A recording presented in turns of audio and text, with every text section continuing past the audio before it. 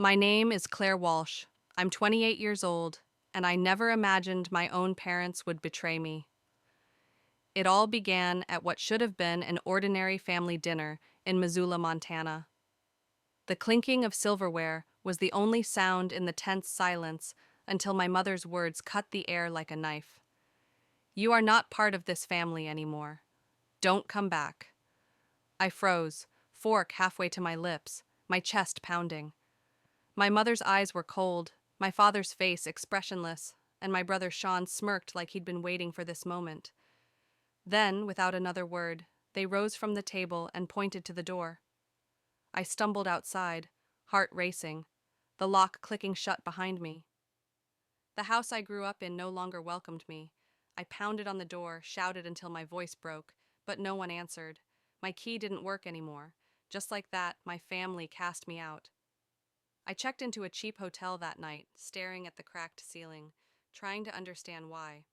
Was it because I refused to join the family business, the Blair Event Company?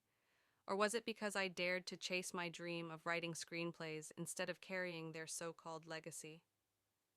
Days later, as I tried to piece together my next step, an email arrived.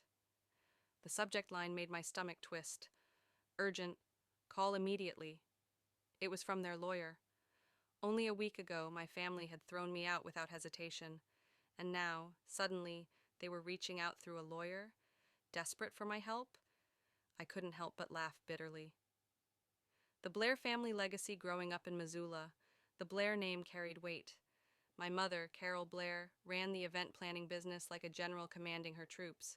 My father, Richard, managed the finances, always silent but complicit. And Sean, 5 years older, thrived in the role of golden child, soaking up praise and success while I was left in the shadows. I was the dreamer, the odd one, the girl who scribbled scripts while they counted client contracts. To them, writing was a waste of time. "Get a real job," Mom snapped. Sean mocked, "Keep dreaming, Claire. Just don't expect a paycheck." Even Dad muttered that the family business was the only thing keeping us afloat. The only one who ever believed in me was my grandmother, Florence Walsh. She'd sit with me for hours, teaching me how to shape dialogue, reminding me, "Your stories matter, Claire. Don't let them silence you." She passed 2 years ago, leaving me with nothing but her typewriter and her faith. The Betrayal. After one of my screenplays flopped, I had no choice but to move back home. That's when the pressure grew unbearable. My mother demanded I join the business. Sean mocked me daily. Dad's silence crushed me more than their words. Still, I wrote, late nights, locked doors, stolen moments. But the breaking point came that night at dinner. I told them I wouldn't give up screenwriting. Mom's eyes narrowed. "Love doesn't pay the bills." Sean sneered, "Face it, Claire, you're not cut out for this." And Dad, his words landed like a blow, "You're embarrassing yourself." That's when my mother stood, her voice cold and final. "You are not part of this family anymore. Get out." And just like that, I was gone. At the hotel, I tried to regroup, but when I checked my bank account, my heart sank. The savings account I shared with Sean for emergencies was empty. He'd drained every dollar. My own brother had robbed me on top of everything else. I felt destroyed. The twist. Then, 1 week later, came the email that changed everything. It was from Robert Kane, my grandmother's lawyer. "Florence Walsh Trust. Urgent." My grandmother had left a trust in my name. It granted me funds for my screenwriting career. It gave me rights to the family home.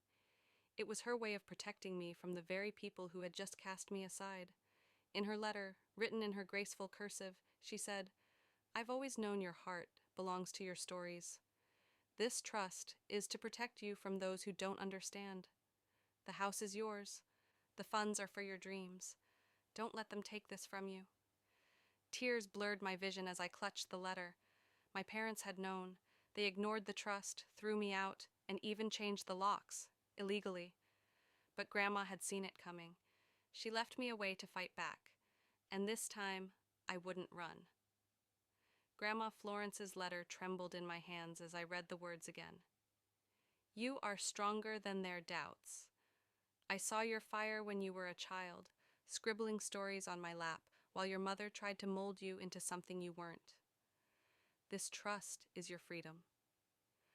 Her words were a lifeline, pulling me out of the despair I'd been drowning in, but they also ignited anger, because Mom, Dad, and Sean had hidden this from me.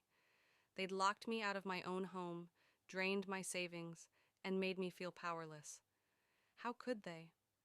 I called Robert Kane, the lawyer handling the trust. My voice was steadier now. What's the next step? I, as